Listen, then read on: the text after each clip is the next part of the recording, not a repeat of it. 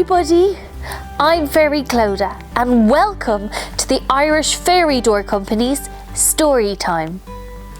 Today my fairy friends Layla Bell, Evie B, Jojo and Ali May came to listen to the story. This story from our big book of magical tales is called The Slug Who Wanted to Be a Fairy. Are you ready?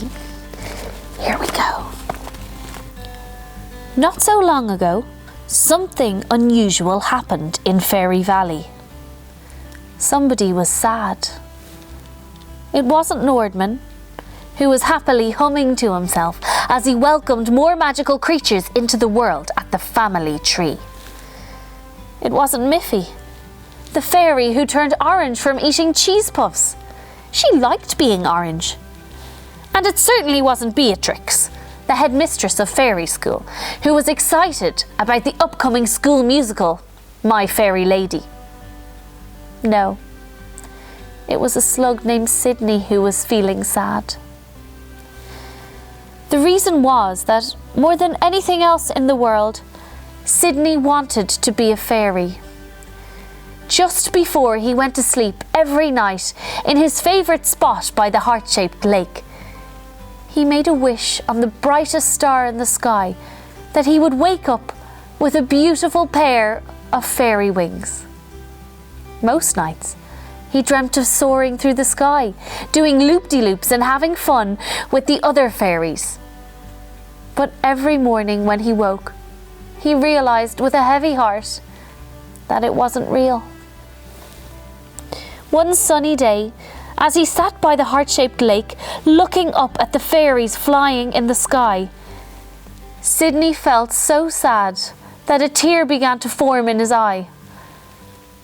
A fairy named Flicker, who had a special gift for sensing the emotions of other creatures in the valley, flew down to him quickly. "Hey there, Sydney," Flicker said, hovering beside him with a smile.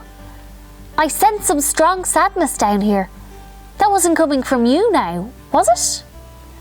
She could see the tears in Sydney's eyes and knew the sadness was coming from him, but wanted to make sure Sydney really wanted to tell her about how he felt. And just like that, all of Sydney's feelings came rushing out.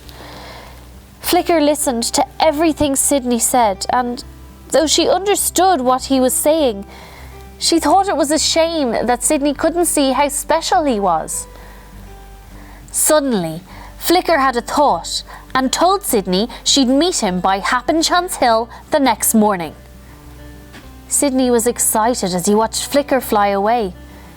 Could his biggest wish in the world finally be about to come true?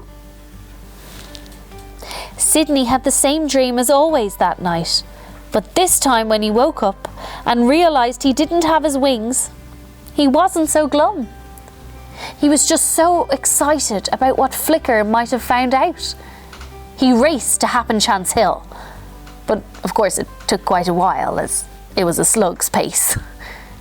He got to the hill at midday and was excited to find Flicker standing there waiting for him, but not looking quite so happy this time.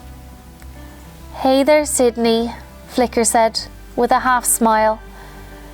"When I left you yesterday, I went straight to the Fairy Discovery Centre. I met Klaus there. You know Klaus?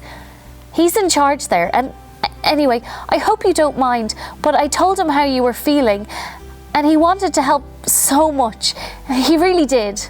He and some of his team and me, well, we stayed up all night trying to find a way to turn you into a fairy, and, I'm so sorry, but he just doesn't think it's possible. We tried so hard. I'm sorry." Sydney and Flicker both felt his heart sink. "That's okay, Flicker. Thanks for trying. I really appreciate it. Not to worry," Sydney said as he started to head down Happenchance Hill, leaving his usual shiny trail behind him.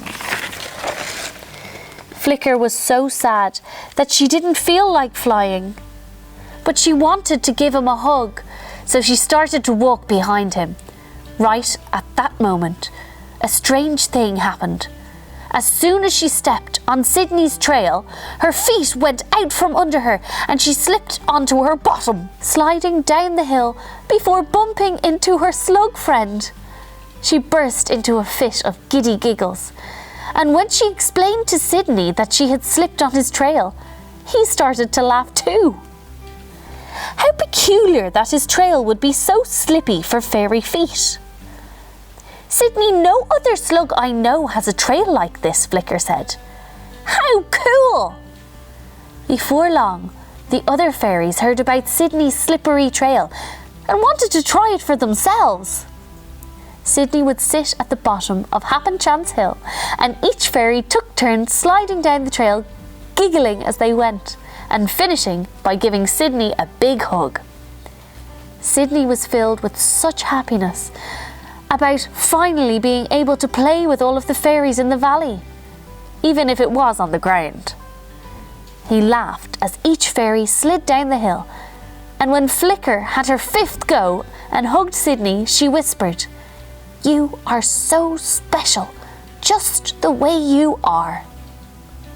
And for the first time, Sydney couldn't help but feel the same way. That night, as Sydney slept by the heart-shaped lake, he dreamt about all the fun he had had that day.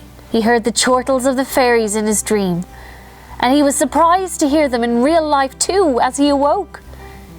Sydney opened his eyes and realised he was surrounded by his fairy friends. "This is just a little thank you for all the fun," Flicker said. Before he knew it, Sydney felt himself lift off the grass, carried by Flicker and all the other fairies. He soared into the sky, flying over Acorn Acres and the maze of haze. All he could say was, "Wow-wee!"